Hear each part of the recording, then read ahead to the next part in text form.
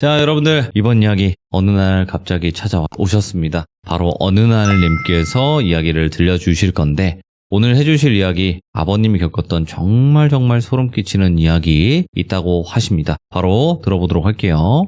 네, 여보세요? 어느 날님.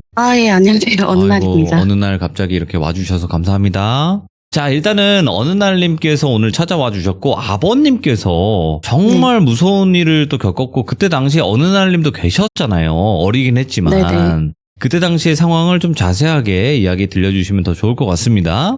네, 네, 그럼 바로 출발을 해보도록 할게요. 렛츠고! 길이십니다. 어느 날이에요?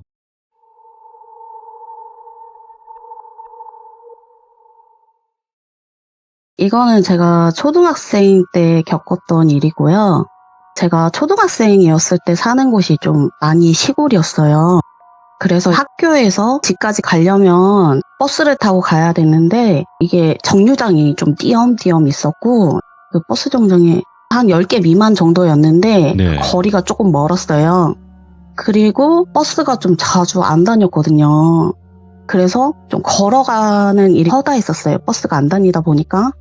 저희 집에 가려면 학교를 지나서 아파트를 지나가야 되는데 거기 아파트가 지금으로 따지자면 약간 주공 아파트식으로 이렇게 회사 다니시는 분들이 거주하는 그런 아파트촌이 있었는데 그 아파트가 건물이 되게 좀 낮았어요. 5층 미만? 한 3층. 그래서 거기 상가도 있고 해서 이제 보통 그 학교 다니는 친구들이 학부모분들이 다 거기 아파트촌에 많이 사셨어요. 네.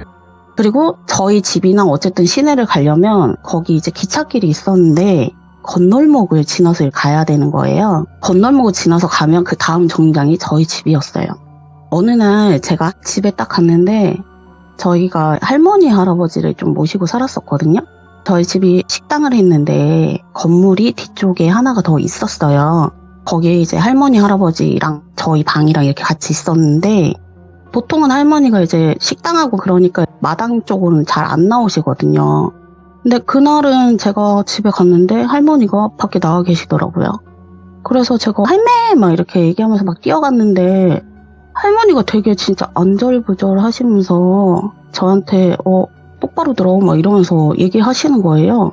그래서 무슨 일 있었냐 뭐 이렇게 얘기를 했더니 할머니가 네 아빠가 오늘 저녁에 어디 나간다고 하면 절대로 못 나가게 하라고 그런 말씀을 하시는 거예요. 그래서 처음에는 좀 아이러니해서 아빠는 맨날 술 좋아하시니까 저녁에 좀 자주 나가시고 약속도 좀 많으셨거든요. 활동하시는 게 원체 많아서 어떻게 그걸 막아? 이렇게 뭐 물어봤더니 할머니가 네 아빠가 어제 뭐를 봤는지 뭐 씌었는지 모르겠는데 귀신 잡으러 간다고 난리도 아니니까 절대로 밖에 못 나가게 하라고 이렇게 말씀하시더라고요. 근데 순간 소름 돋긴 했지만 그 말이 진짜인지 아닌지는 몰라도 순간 그 느낌은 들었어요. 진짜 아빠 밖에 나가면 안 되겠다. 그런 생각이 좀 들어가지고 그날 밤에 저희 아버지가 이렇게 집에 계시는데 또 이렇게 전화가 왔어요. 그때 당시 휴대폰이 없어서 이제 식당에 있는 그냥 유선 전화가 왔다. 약속을 잡는 소리가 막 들리는데 나가면 진짜 안 될 것 같아가지고 아빠 나 갑자기 배가 아파 막 이렇게 얘기를 한 거예요 제가. 그러니까 아빠가 저를 좀 소중히 여기는 딸이었단 말이에요. 그럼요. 그래서, 아버지에게 딸은. 네, 그래서 이제 아빠가 배가 너무 아프다 막 나뒹굴면서 배가 너무 아파 어떻게 아픈데 그러니까 모르겠어 아파 막 이러면서 막 나뒹굴고 하니까 어떻게 아픈데 그러니까 그냥 거짓말로 계속 화장실 갔다 오고 막 화장실도 안 가는데 네. 그러니까 아빠가 무슨 약을 줬어요 저한테. 순간적으로 이 약을 먹어야 되나 말아야 되나 했는데 아빠를 일단 살리고 봐야 되지 않겠어요. 그래서 그 약을 먹었어요. 아프지도 않는데. 그래가지고 그 약을 먹고 아무튼 계속 연기하다가 아빠가 어디 갈 것 같으면 이렇게 소매를 잡았어요. 아빠 배 좀 만져줘 이렇게 계속.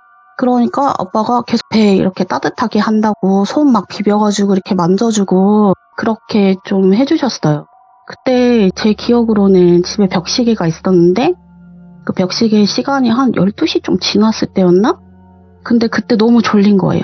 그래서 12시가 넘으면 거기 껌껌하고 이제 시골이고 이제 뭐 차도 안 다니고 하니까 아빠가 어디 안 나가겠지? 하고 잠이 들어버렸어요.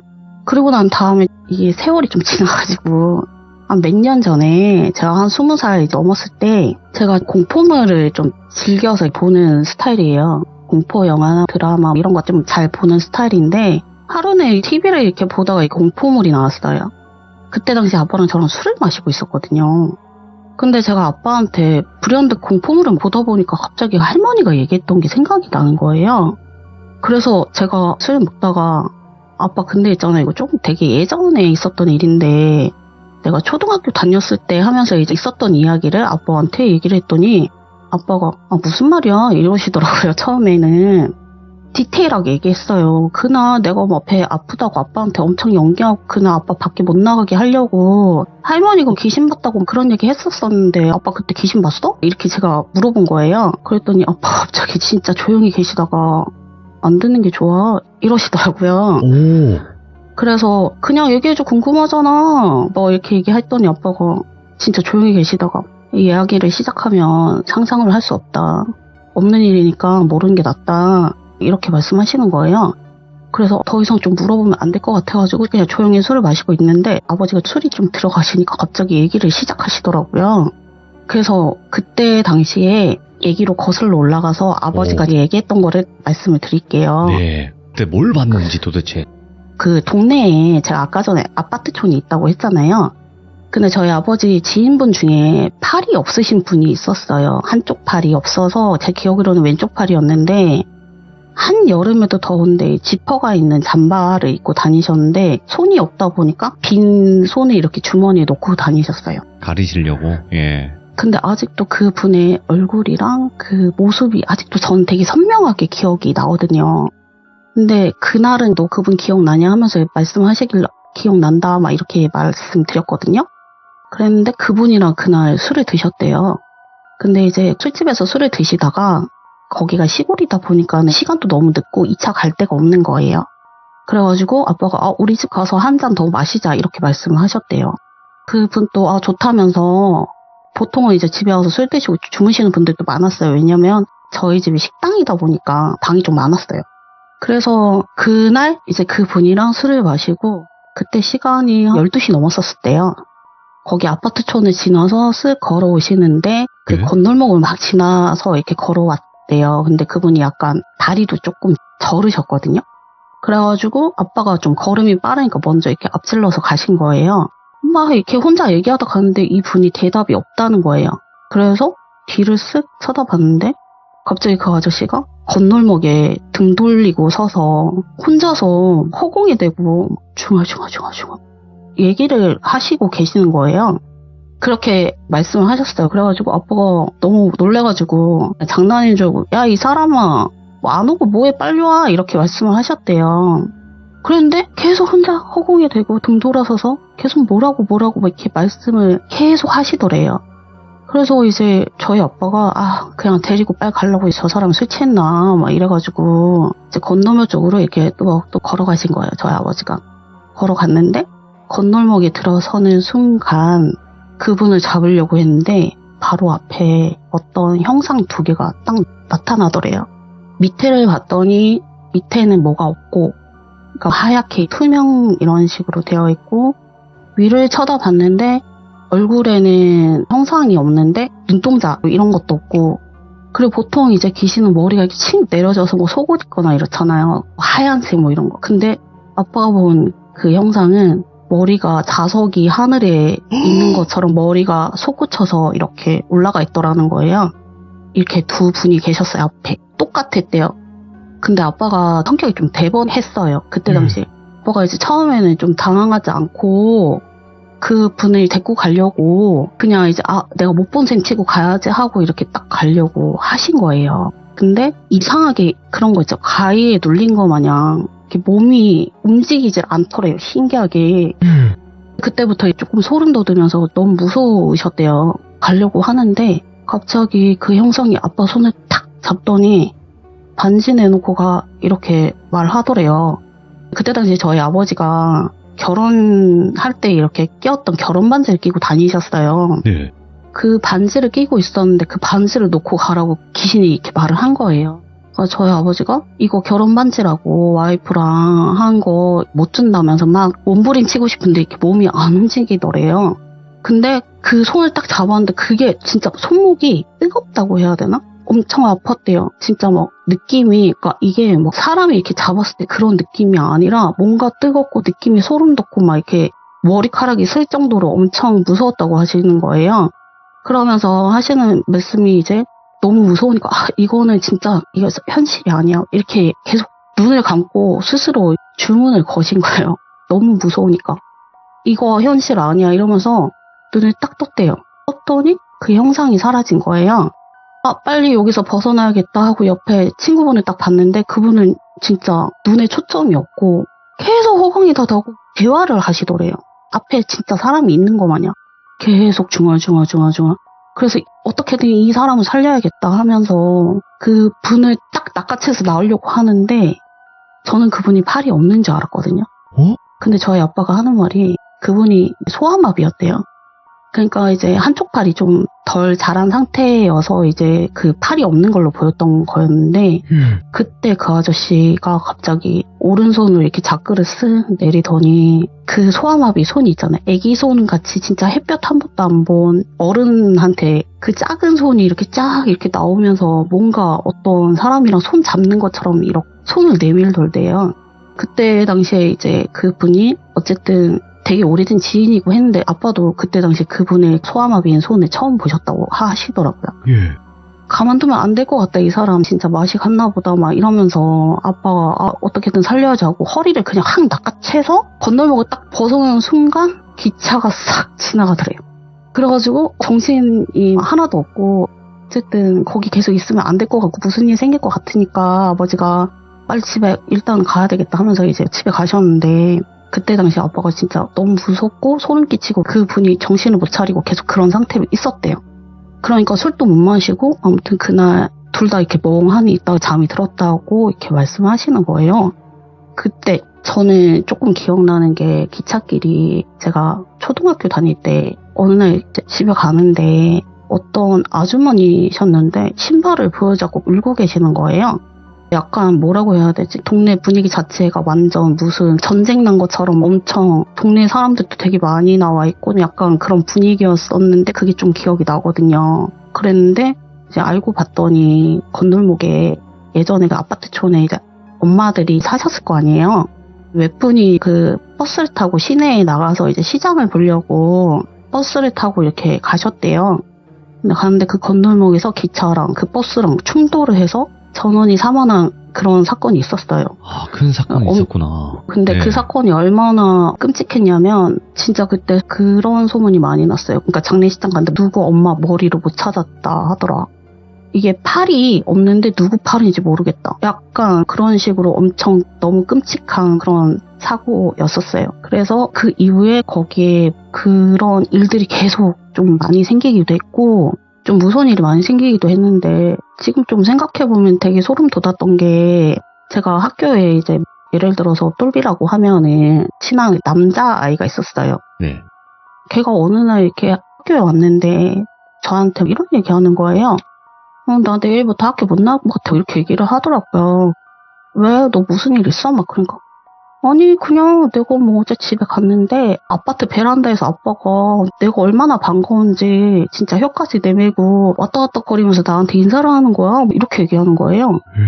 그래서 그냥 그때는 생각 없이 그랬냐 그랬어요. 근데 그때 걔 어머님이 그 버스 사고로 돌아가셨거든요. 다 이제 마음이 되게 안 좋은 그런 상태였었는데 걔가 막 그렇게 얘기하니까 그때 당시에 그 얘기 들었을 때는 아버님이 약간 뭐 이렇게 충격받으셔서 어떻게 됐나? 그런 생각을 좀 했었어요. 근데 얘도 그런가? 그런 생각을 했거든요. 나중에 알고 봤더니 아버지가 베란다에서 목을 스스로 극단적인 선택을 하셨는데 걔 눈에는 그 아버지가 혀를 내밀고 자기한테 웃으면서 인사하는 것처럼 보였나 봐요. 그때 걔가 그 이후로 학교 안 나왔어요.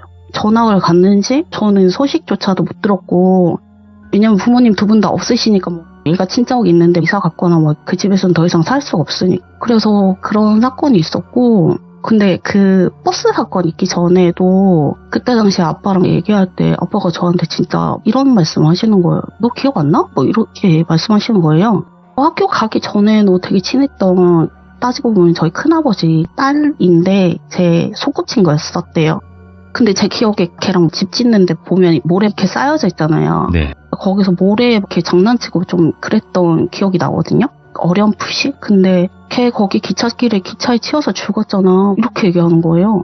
그래서 너무 소름 돋고 그 기찻길 TV에도 되게 유명한 방송에서 나왔었어요. 그러니까 제 얘기는 아니고 거기서 이제 귀신 보는 사람들이 원체 많아가지고 거기 일화도 엄청 많고 해서 당시에 무슨 좀 유명한 공포 프로그램이 있었는데 거기에서 방송 나왔다고 사람들이 막 이렇게 얘기한 적이 있었어요.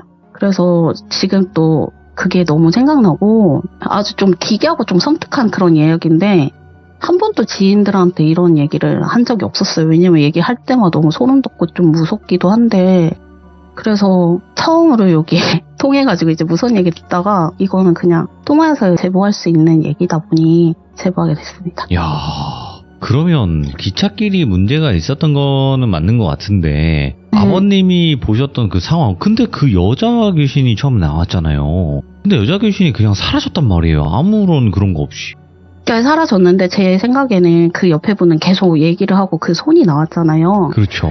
그래서 제가 봤을 때는 아빠는 그냥 자기가 어떻게 정신을 차려가지고 그러니까 그 형상이 사라졌는지 몰라도 그 옆에 분은 그냥 넉넉고 계속 침을 이렇게 흘린다고 해야 입 딱 벌리고 막 진짜 완전 사람의 그런 모습이 아니셨대요. 이게 딱 봤을 때 그러니까 눈동자에 초점이 사람이 아예 없고 입 벌리고 있는데 침 뚝뚝 흘리고 거기에서 이제 손 나오니까 진짜 너무 무서운 거죠. 어떻게든 살려야겠다. 그 생각밖에 안 들었대요. 근데 제가 봤을 때는 그분은 이미 홀려있고 그분 눈에는 계속 보였겠죠? 저희 아버지 눈에는 안 보여도. 아무튼 너무 기괴하고 진짜 너무 무서웠대요. 그래서 다시는 이제 귀신 안 봤으면 좋겠다, 진짜. 그래서 그때 아빠가 건널목 다니실 때 원래 좀 걸어서 자주 다니셨는데 그 네. 이후에는 절대 걸어서 안 다니시고 차 끌고 다니셨다고 합니다. 야, 그러면 어느 날님 저에게 말씀하시기로는 귀신을 보시면서 사신 적도 있다. 그렇게 네, 말씀을 맞아요. 하셨는데 그러면 귀신을 처음 보게 된 그때가 언제예요? 저 얼마 안 됐어요. 코로나 터지기 전에 이야기니까 한 6년? 그 얘기도 좀 간단하게 해드릴까요? 한 가지만 한번 더 가볼까요? 그때도 제가 주변 지인들한테 이 얘기는 조금 했었어요. 왜냐면 제가 이거는 이제 지역은 얘기는 안 하는데 그때 당시 제가 그 지역에서 옷 장사를 했었거든요. 근데 제가 집이랑 좀 많이 떨어져 있어가지고 그때 당시에 어떤 동에 집을 이제 마련을 했어요. 네. 원래는 제가 토름 정도에 이렇게 2층에 살았었는데 거기 신축이었거든요. 네. 근데 신축이면은 되게 좋을 줄 알고 그 집에 들어갔는데 집이 희한하게 곰팡이가 엄청 많이 써는 거예요. 그러니까 신발장부터 진짜 옷방까지 막 이렇게 곰팡이가 너무 심하게 써요. 진짜 집에 딱 들어가면 진짜 곰팡이 냄새 너무 심하게 나고 그래서 처음으로 그때 공기청정기부터 시작해서 뭐 5만 가지 다 샀던 것 같아요. 그런 것도 설치도 많이 하고 했는데 그래도 이 곰팡이가 안 없어졌어요. 너무 소름 끼쳤던 거는 이사 갈 때 주인이 와서 그 제가 자는 방 침대 머리맡에 벽지를 딱 뜯었는데 거기가 다 그냥 곰팡이였어요. 그러면서 저한테 이제 집 관리 잘 못해서 이렇게 된 거다 이런 식으로 말씀하시는 거예요. 예. 그래서 진짜 기분 나빴었거든요. 다시는 이런 집에 살지 말아야지 1층 되게 좋은 집 살아야지 이러면서 이제 이사할 때 집을 진짜 꼼꼼히 봤어요. 그때 집을 막 보다가 진짜 마음에 드는 집이 있었는데 거기가 1층이었고 2층은 비어 있었고 그리고 이제 조그마한 마당이 있었는데 구조가 조금 특이했어요. 거기가 이제 3룸이라고 하는데 1층인데 방 2개 이렇게 안방 그리고 거실 화장실 작은 방 있으면은 옆에 복도가 있었어요. 복도를 지나면은 원룸이 하나 나와요. 공간을 분리해서 살 수 있는 그런 집이었단 말이에요. 그때 거기 제가 옷가게 하다 보니까 옷도 많이 손봐야 되고 막 이래갖고 거기 작업실로 써야지 이렇게 생각하고 이제 그 집을 제가 얻은 거예요. 얻었는데 그 집에 진짜 안방이 제 침대가 있으면 눈을 딱 이렇게 뜨잖아요. 그러면 바로 앞이 화장실이고 옷방이었는데 거기가 이렇게 트여져 있었어요. 문 같은 게 없고 그냥 딱 눈 뜨면은 옷방 화장실 이렇게 했는데 껌껌하게 불을 딱 끄면은 거기에 공간이 진짜 엄청 껌껌하고 뭔가 있을 것 같은 그런 느낌이 들어서 잘 때마다 조금 소름 돋아가지고 좀 혼자 있고 솔직히 맞잖아요. 집이 되게 넓다 보니까 무섭고 막 이러니까 거실에서 자는 게 다반사였거든요. 그랬는데 어느 날 제가 침대에서 자게 됐죠. 너무 피곤해서 이제 자고 있는데 불현듯 이렇게 눈을 딱 떠서 딱 보니까 형광등이 있잖아요. 그 형광등에서 갑자기 머리카락 같은 게 이렇게 내려오는 거예요.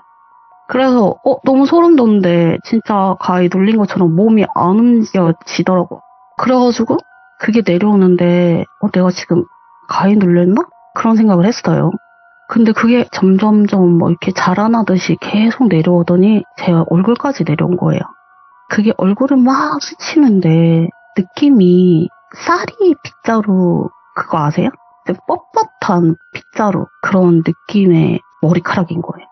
근데 그게 엄청 많이 나오는데 그 느낌을 진짜 제 코도 자극하고 얼굴도 자극하고 느낌이 너무 소름 돋고 싫었어요. 빳빳한데 막 부드럽지도 않고 막 진짜 무섭고 상상할 수 없는 그런 소름 돋는 느낌이었는데 그때 당시에 이제 그거를 보고 있는 제 자신이 진짜 너무 무서웠던 거예요. 그런데 거기에서 갑자기 어떤 얼굴이 진짜 쓱 나오더니 너 내가 보여? 이렇게 얘기하는 거예요. 그래서 내가 아무 말도 못했어요. 너무 무서워가지고 보인다고 말하면 더 나를 괴롭힐 것 같고 안 보인다고 말하면 보였으니까 대답했을 것 같고 그래서 아무 말도 안 했어요. 가만히 그냥 입 꾹 다물고 있으니까 진짜 귀에 대고 갑자기 보이는구나 이렇게 얘기하는 거예요. 그래가지고 이걸 어떻게 깨야지 하면서 막 온몸을 이렇게 비틀고 이거 가위야. 이거 난 가위 눌렸어. 난 그냥 귀신 본 거 아니고 가위 눌린 거야. 이러면서 제 자신을 스스로 이렇게 다잡으면서 움직이려고 막 노력을 하는데 갑자기 탁 눈을 감았다 뜨니까 그 형상이 사라지면서 몸이 이렇게 움직여지는 거예요. 그래서 이거 가위 눌린 거구나 막 그랬어요. 그런데 눈을 딱 떴는데 제가 아까 말씀드렸죠. 제 방에 눈 뜨면은 딱 옷방 보이는데 거기 딱 껌껌하다고. 근데 딱 그냥 거기를 응시하게 된 거예요. 근데 거기에서 어떤 사람이 이렇게 쪼그려서 앉아있는 거 머리가 엄청 긴데 머리가 그냥 진짜 빳빳해서 머리밖에 안 보이는 그런 사람이 진짜 발가락밖에 안 보였어요. 딱 앉아있길래 이게 지금 내가 꿈을 덜 깼나? 아직도 내가 아닌데 몸이 움직이는데? 진짜 오만 가지 생각을 하고 있는데 거기에서 갑자기 또 머리카락이 진짜 저한테 뭐 이렇게 제 침대 쪽으로 오는 거예요. 그래서 도망가야지 그랬는데 또 갑자기 몸이 안 움직이더니 진짜 순식간에 그 사람이 제 몸 위로 이렇게 딱 올라왔는데 조그마한 어린아이였다고 해야 되나? 사람 등치는 아니었고 되게 조그맣다고 해야 되나? 그랬는데 진짜 너무 무서웠던 건 뭐냐면은 난 너랑 항상 같이 다녀 이렇게 얘기하는 거예요. 헐. 그래가지고 이거 진짜 장난 아니구나. 이거 진짜 문제가 좀 심각하다. 그래가지고 몸을 움직이려고 했는데 진짜 정말 무서웠던 거 뭐냐면 몸이 움직여지는 거예요. 근데 그 형상이 사라지지 않아. 그래가지고 이거 미쳤다 이거 꿈인가 이러면서 이제 나중에는 너무 무섭고 소름 돋고 진짜 오줌 쌀 것 같은 거예요. 그 정도로 너무 무서웠어요. 그래가지고 이거 어떻게 벗어나야 되는데 이러면 내가 죽잖아. 어차피 죽으면 그냥 할 말은 하고 죽어야겠다 이런 생각이 있어가지고 그 귀신한테 너 나한테 왜 그래? 내가 이랬어요. 근데 걔가 나한테 뭐랬는 줄 알아요? 이 집은 내 집이야. 이렇게 말하는 거예요. 내 집에서 나가 하면서 소리 지르는데 갑자기 막 소름이 돋으면서 고망이 터질 것 같은 거예요. 그러면서 이제 딱 깼더니 그냥 아침이었어. 근데 그게 꿈인지 진짜 기절을 해서 일어난 건지 기억은 나지 않는데 그 일이 있고 난 다음에 이제 진짜 너무 무서운 거 보일러 틀고 나갔어요. 진짜. 집이 싸늘한 이런 거 자체가 너무 싫어서. 정말 웃겼던 거는 그 보일러를 틀어도 그 집은 진짜 너무 집에 들어갈 때마다 싸늘했고 보일러가 왠지 뭐 이렇게 고장난 것처럼 안방에 들어가면 왜 이렇게 집이 차가워 막 이런 거 있잖아요. 그래서 너무 무서워가지고 그 옷방에 있는 옷도 다 치우고 그 계약 기간이 있다 보니까 다른 방에도 옷 다 옮겨놓고 그냥 거실에서만 생활하고 막 그랬었거든요. 근데 이제 하루는 화장실이 너무 급해가지고 바깥에 있는 화장실 가면 되는데 그냥 저도 모르게 습관적으로 안방에 있는 이제 화장실 그냥 가게 된 거예요. 생각 없이. 근데 화장실 가서 이제 볼일 보는데 불이 딱 꺼지는 거예요. 너무 무서워가지고 얘 또 온 거 아니나 진짜 너무 급하게 그냥 끊고 막 나왔어요. 근데 문이 잠긴 거예요. 네. 화장실 문이 잠겨서 아무리 걔도 안 열리는 거예요. 근데 핸드폰도 바깥에 있고 진짜 사람 미치는 거죠. 진짜 화장실에 갇혀가지고 그래가지고 이거 꿈인가? 진짜 그때 막 맨정신이었는데 너무 막 정신없고 막 이래가지고 그랬는데 진짜 너무 무서워서 쪼그리고 앉아서 살려주세요 소리 지르고 있었는데 화장실 밑에 있죠. 틈에 방 불이 켜져 있는 게 보였단 말이에요. 근데 거기에서 머리카락이 이렇게 내려오는 거예요. 진짜 빗자루 그런 빳빳한 느낌의 머리카락이. 그래서 진짜 눈물을 정말 뚝뚝 흘렸어요. 제 의지랑 상관없이 너무 무서워가지고 아 얘 또 왔나 보다. 아 진짜 미쳐버리겠다. 내가 왜 화장실 여기 왔지 하면서 후회하고 있는데 슥 하더니 갑자기 그때 현관문이 삐삐삐삐 이렇게 소리가 나더니 그때 당시 제 남자친구가 있었어요. 근데 남친구가 들어오는 소리가 딱 들리면서 그게 딱 멈춰진 거예요. 근데 화장실 문을 내가 이렇게 놓으니까 진짜 거짓말처럼 딱 열리더니 불이 켜지더라고요. 그래서 저 진짜 눈물을 흘리면서 남친구 안겨고 나도 진짜 너무 무서웠다 막 이러면서 그러니까 말이 안 나오는 거죠. 우니까 남친구가 무슨 일이야? 무슨 일 있었어? 아, 내가 말하면 또 그 귀신이 남친 같아 들러붙을 것 같은 그런 느낌이 들어가지고 말은 못했는데 그리고 저 이사했어요. 야, 무조건 이사 각이다, 이거. 네, 근데 그 와. 이사 가면서도 진짜 신기했던 게 그 이사 갈 때 거기 이제 인테리어 했던 분이 집에 오셔가지고 공간 분리 해가지고 원룸이랑 이렇게 투룸으로 2개 나눠가지고 그냥 내놓으신다면서 막 진짜 공사를 엄청 막 열심히 하시는 거예요. 사람 나가지도 않았는데. 짐 빼는데 와가지고 공사를 하는데 내가 속으로 저 아저씨는 이런 걸 알고 지금 저렇게 해가지고 이 공간을 바꾸고 약간 이렇게 해서 장사를 하려고 하나? 좀 약간 그게 너무 소름 돋았어요. 야, 이거는 그 집주인도 이상한 행동을 하네요, 보니까. 네, 근데 거기가 약간 공터에 이런 주택촌이 있었던 동이었는데 예. 아직도 그 집 이름이 기억이 나요. 저는 그 근처도 안 가요. 너무 무서워서. 이사 갔을 때도 왜 약간 공포 영화 같은 거 보면 귀신 쫓아온다 하잖아요. 나한테 네. 들러붙어가지고. 근데 그런 일은 없었어요. 제가 봤을 때는 그 집에 집착하는 그런 귀신? 아, 근데 어느 날 님이 말씀하신 그 귀신, 뭐 아니면 말이라는 게 사실상 네. 너 나 보여? 이거는 시드름에서 한 5,000번 정도 나온 대사거든요. 아, 그래요? 그쵸? 대부분 귀신들은 나 보여? 너 나 보지? 이게 한 5,000번 정도 나온 거고, 그리고 이제 뭐 내 집에서 나가 이것도 한 2,000번 정도 나왔던 건데 난 항상 너랑 같이 있어. 이게 좀 생소하네요. 아, 진짜 그때 오. 지금 생각해도 제가 지금 말은 이렇게 좀 편하게 하는지 모르겠지만 네. 정말 너무 무서워가지고 지금도 닭살이 돋은 상태에서 얘기를 하고 있어요.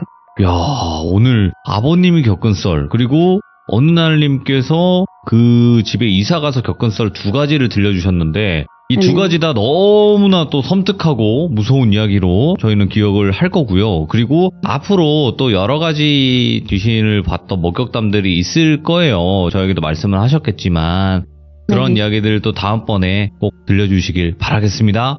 네, 감사합니다. 네, 오늘 너무너무 잘해주셨어요. 감사합니다. 네, 좋은 밤 되세요. 네.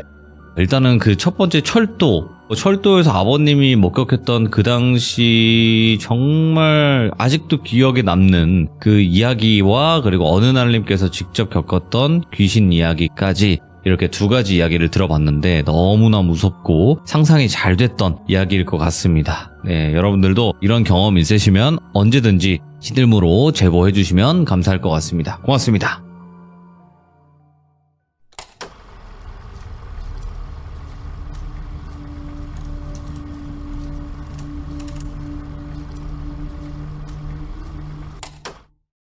자, 이번 이야기는 시청자 어느 날님께서 찾아오셨습니다. 어느 날님께서는 어느 날 갑자기 오신 걸로 유명하신데 바로 만나 뵙도록 할게요. 네, 여보세요? 어느 날님, 네, 안녕하세요. 오랜만에 봬요. 저 오랜만에 시청하는 것 같아요. 반갑습니다. 안녕하세요. 아, 네네네. 네. 자, 오늘 어느 날님께서 해주실 이야기가 벌초 갔다가 겪었던 이야기예요. 제가 친한 친구가 있는데 네네네. 그 친구가 좀 어렸을 때 아버지가 돌아가셨어요. 아, 근데 예. 그 아버지의 산소를 이제 좀 뒤늦게 찾아서 벌초를 하면서 있었던 이야기인데 네. 얘기를 해보도록 할게요. 알겠습니다. 자, 그럼 바로 출발을 해보도록 하겠습니다. 렛츠가! 길이십니다. 어느 날이에요?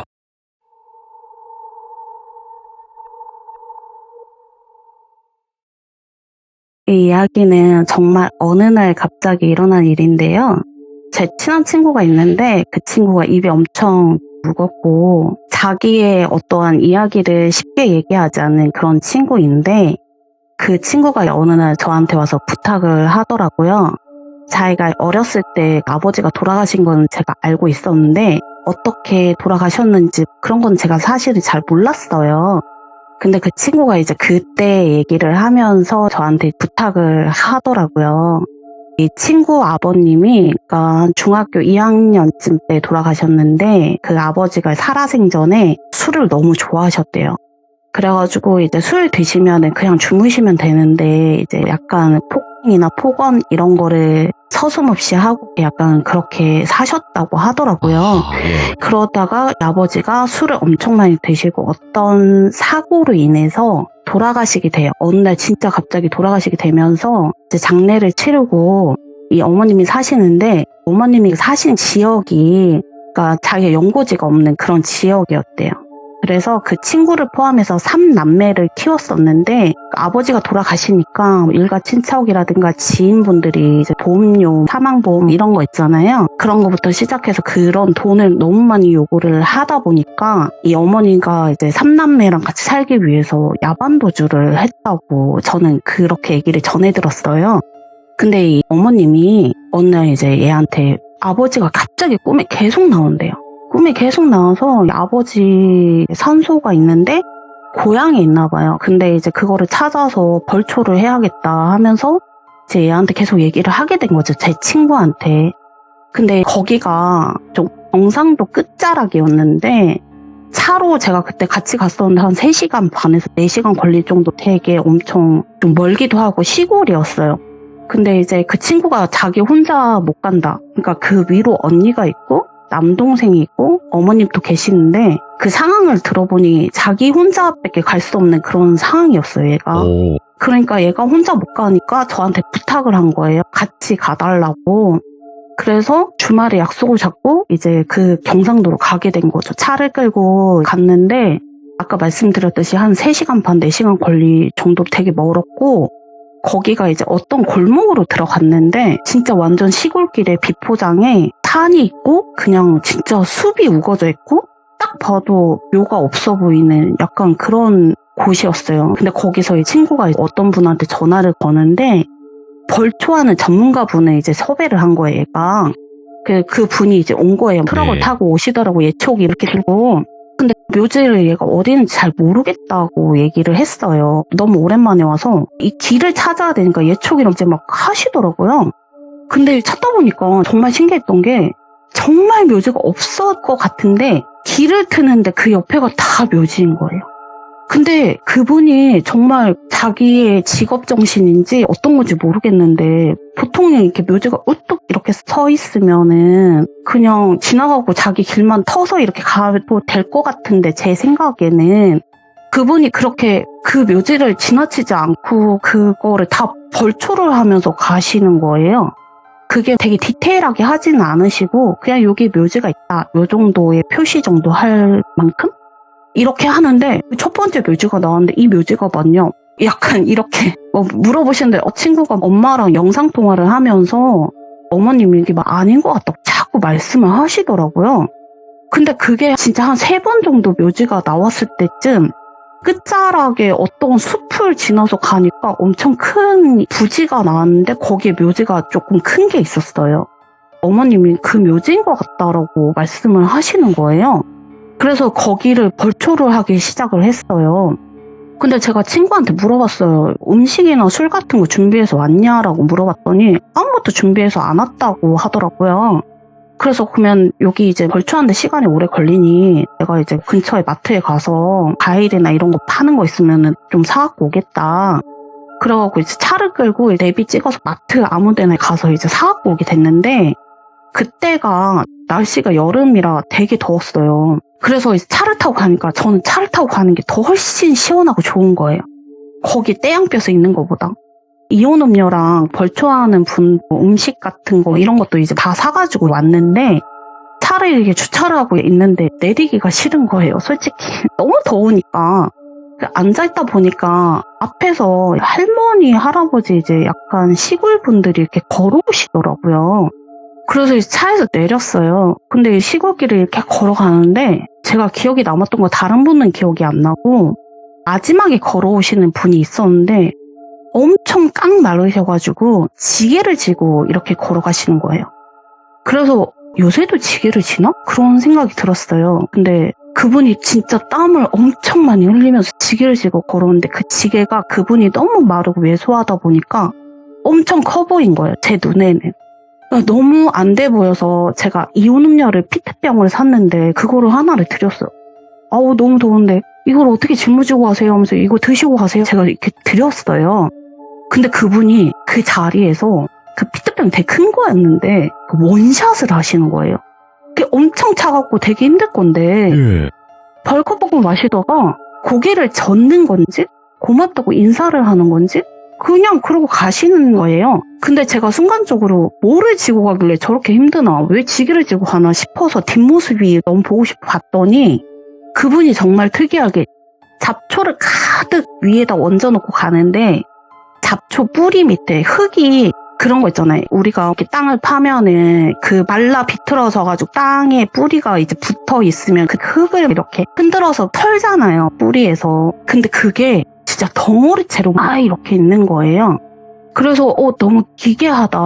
흙을 왜 저렇게 하고 가지? 그러고 있는데 이제 친구한테 전화가 왔어요. 여기 벌초 끝나는데 빨리 오라고. 그래서 이제 친구한테 가게 됐죠. 가게 됐는데 이제 술이랑 이런 거를 가지고 갔는데 그 아저씨가 차에서 막걸리를 갖고 오시는 거예요. 그러더니 그 묘에 뿌리려고 하길래 저거 뿌리지 말라고. 왜냐면은 이게 묘가 탄탄하면 상관이 없는데 한 몇십 년 만에 나온 묘다 보니까 막걸리 냄새 때문에 멧돼지가 와서 파헤칠 수도 있으니 여기는 뿌리지 말라라고 얘기하니까 그분이 바깥에다가 이렇게 뿌리시더라고요. 그러고 이제 그분이 가시는데 친구가 그러는 거예요. 앞으로 이제 1년에 2번 명절 때마다 자기가 미리 연락을 할 테니까 여기 이제 위치를 아시잖아요. 그분이 여기 벌초를 해달라고 부탁을 하더라고요. 그래서 그때 상을 다 이렇게 차리고 절을 하려고 그러는데 친구한테 제가 그랬어요. 야, 아버지한테 술 따라 드려라. 이러니까 평생 그렇게 술을 먹고 살았는데 내가 왜 술을 따드려야 되냐는 식으로 그렇게 얘기를 하길래 야, 그럼 너 여기 벌초하러 왜 왔냐. 어차피 이렇게 고인이고 하니까 술 따라 드려라 얘기했더니 싫다는 거예요. 네가 따라 이런 식으로. 그래서 제가 따랐는데 다음에 절을 2번 하라고 그랬어요. 어쨌든 이렇게 했으니 기분 좋게 이렇게 보내자 우리가 이렇게 했는데 걔가 끝끝내 절을 안 하더라고요. 희한하게. 예. 그래서 저만 절을 하고 걔는 그냥 묵념만 했는데 그날따라 걔가 기분이 별로 안 좋아 보였어요. 왠지. 그래서 아버지가 원래 좀 그랬던 분이니까 얘가 좀 그런가 보다 그랬는데 그날 걔가 이제 고향에 오랜만에 왔다 보니까 고향 친구를 만나서 술을 먹고 싶은데 너가 불편하면 그러니까 저한테 이제 물어보는 거죠. 난 상관없어. 어차피 고향에 왔으니까 친구도 만나고 해야지 하면서 그 고향 친구를 만나서 셋이서 이렇게 술을 먹게 된 거예요. 근데 그 친구에 대한 얘기는 많이 듣긴 했는데 만난 건 처음이었어요. 만나서 얘기를 했는데 걔가 독특하고 좀 그런 친구였는데 술을 먹고 그 친구가 저한테 그 얘기를 하는 거예요. 오랜만에 만나서 자기 집에서 자고 싶다라고 얘기를 하는데 하필이면 그 친구가 혼자 살면 저도 같이 가서 잘 법도 해요. 다 여자니까. 근데 그 친구가 이제 결혼한 지 별로 안 된 신혼부부였어요. 그러면 집에 가면은 그 신랑이 그러다 보니까 저는 가기가 좀 그런 거예요.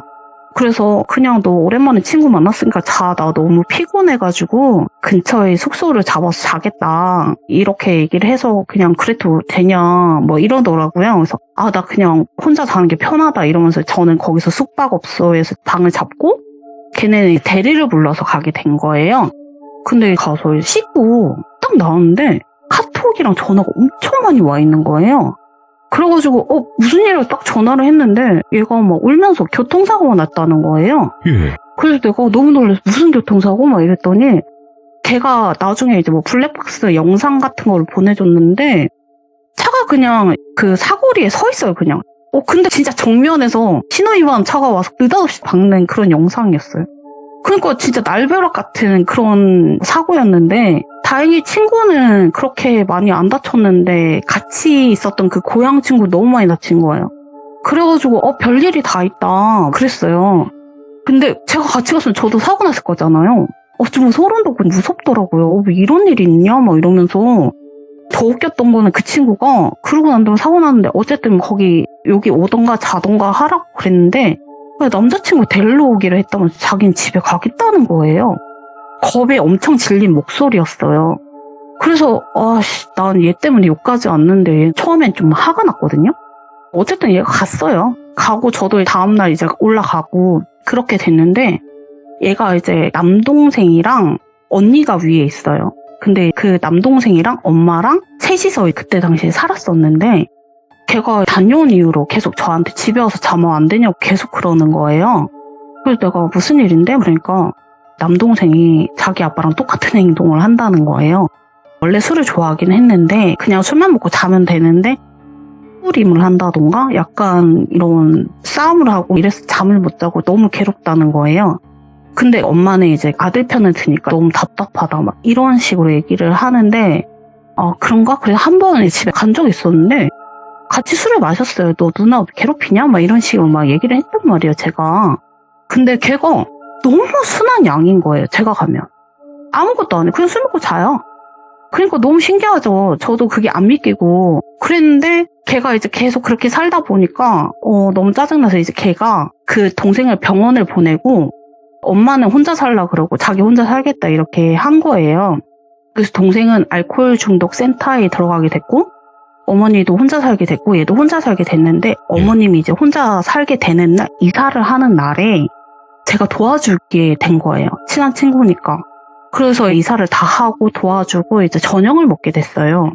그날 먹다가 친구가 그때 남자친구랑 통화를 하면서 밖에 나가게 되고 어머니랑 저랑 둘이 남게 됐는데 어머님이랑 막 얘기하다가 그 어머님이 그러는 거예요. 그 먼 데까지 가서 그래도 애 아빠 이렇게 산소도 찾아주고 네가 이렇게 벌초돼도 너무 고맙다 이런 식으로 얘기를 하시면서 꿈을 자꾸 꾼다 그러시는 거예요. 그래서 지금도 꿈을 꾸세요? 이렇게 물어봤더니 지금도 꿈을 꾼대요. 그래서 내가 도대체 무슨 꿈을 꾸시는데 그래요? 그랬더니 자기 남편이 지게를 지고 그 무거운 무슨 뿔 같은 거 흙이랑 막 이렇게 해서 짊어지고 가는데 자기가 아무리 불러도 계속 걷기만 한대요.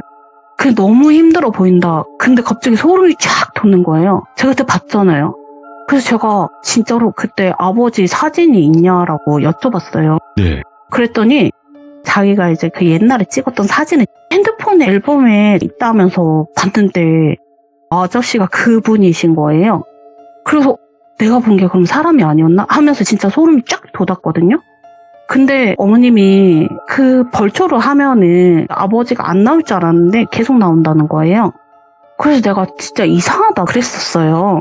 그러고 조금 지나서 그 남동생이 중환자실에 있다는 연락을 제가 받게 돼요. 친구한테. 그래가지고 내가 무슨 일이냐 그랬어요. 그랬더니 뭐 사고가 있었다고 하면서 동생이 병원에 있었잖아요.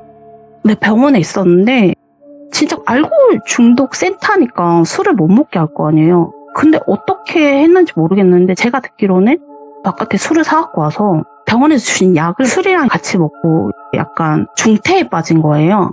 그래서 되게 심각하다 이랬는데 병원에 제가 걔를 만나러 가게 됐어요. 사람이 어떻게 될지 모르니까 병문안을 가게 된 거죠. 어떻게 보면은. 근데 이렇게 가서 얘가 보는데 의식이 없는 거예요. 그래서 이렇게 손을 잡고 야, 너 이렇게 젊은데 왜 이렇게 하냐. 빨리 정신 차려라. 막 이랬는데 얘가 손에 힘을 좀 주는 느낌이 들어서 제가 정말 간호사도 부르고 의사도 부르고 그랬었거든요. 근데 그날 제가 꿈을 꿔요. 꿈에 아버지가 지게를 지고 걸어가시는 거예요. 꿈에서 똑같이 그 형상이랑. 그런데 이렇게 얼굴을 보다가 아버지 왜 이렇게 지게를 지고 가세요? 물어봤어요. 근데 제 말이 안 들리는지 그냥 걸어가는데 이렇게 보니까 허리에 줄이 있는 거예요. 줄이 이렇게 껴져 있고 그 줄이 이렇게 뒤로 연결돼 있어서 줄을 이렇게 봤는데 뒤에 그 친구 동생이 그 줄에 껴서 따라가는 거예요. 그 지게를 지고. 그래서 내가 야, 걔 이름 부르면서 너 여기 왜 가? 따라가지 마. 막 이렇게 하면 잡았는데 얘는 그냥 저랑 다른 세상에 있는 것처럼 그냥 이렇게 가는 거예요. 줄로. 그냥 묶여서 따라가는 것처럼. 그래서 너무 놀라서 깼는데 일어났더니 부고 문자가 온 거예요.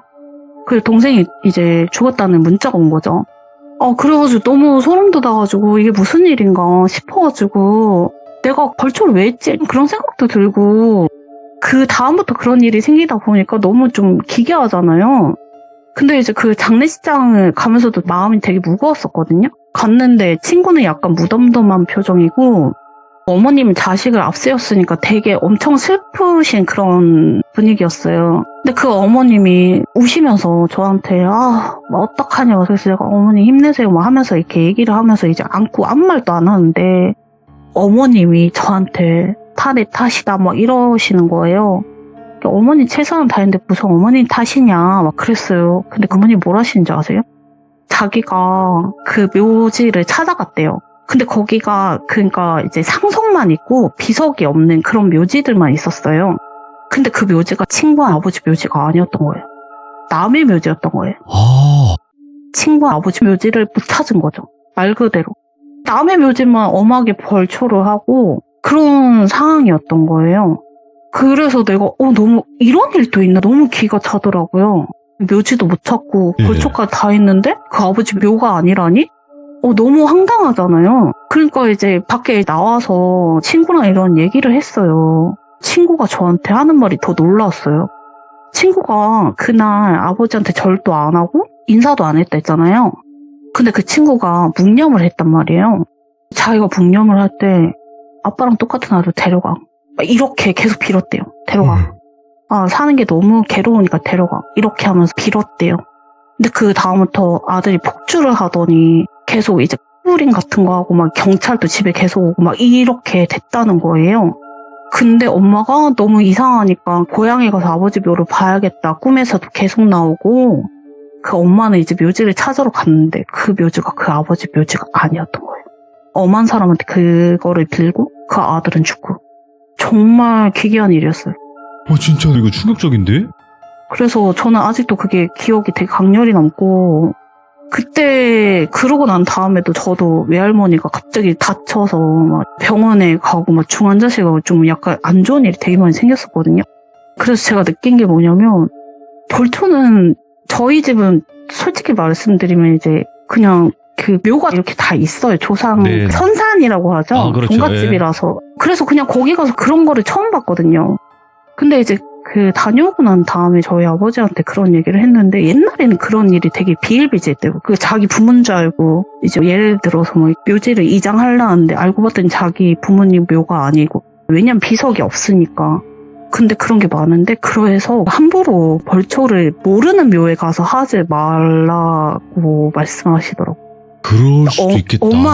엄한 기운이 너한테 올 수도 있다라고 얘기를 하시면서 어떻게 그 동생을 데려가려고 남의 귀신한테 그거를 또 빌었으니 그 아버지는 계속 짐을 짊어지고 계속 걸어가지 않았나 약간 그런 생각이 들면서 이야기는 마무리가 돼요. 야. 이 이후에도 좀 집에 안 좋은 일이 되게 많았는데 그러면 이제 밤을 새야 돼요. 아이고. 그럴 수는 없으니까. 네, 여기까지. 그러니까 살짝 뭐 동치 났다 느낌일 수도 있겠지만 네. 근데 이번 이야기는 이 이야기를 듣는 시청자분들도 이것 때문에 그렇게 됐을 것이다 저렇게 됐을 것이다 한 두 가지로 나뉠 것 같긴 해요. 아버님이 그랬을 것이다 아니면 잘못 가서 빈 그쪽 무덤 주인이 그랬을 것이다 좀 이런 느낌으로. 저는 댓글은 안 봐서 잘 모르겠는데 판단을 이제 본인들이 하시. 왜냐면 저도 지금 결론은 없어요. 근데 그때 저는 진짜 소름이 너무 많이 돋았었거든요. 장례식장 갔는데 양쪽에서 그 얘기를 각자 하는데 너무 소름 돋는 거예요. 내가 가는데 자기 남편 묘가 아니라고 막 우시고 얘는 자기가 아빠한테 얘 데리고 가라고 빌어서 얘가 이렇게 됐다라고 얘기를 하니까 저는 너무 그게 소름 돋아서 그동안 그게 좀 가시지 않았던 걸로 기억해요. 그 벌초도 이제 남의 무덤에 함부로 하면 안 되는 이유라고도 볼 수 있는 것이고 그리고 말 조심해야 돼 사람. 그러니까 속으로 네. 빌고 뭐를 하더라도 그러니까요. 그리고 죽은 사람한테 빌면 안 된대요.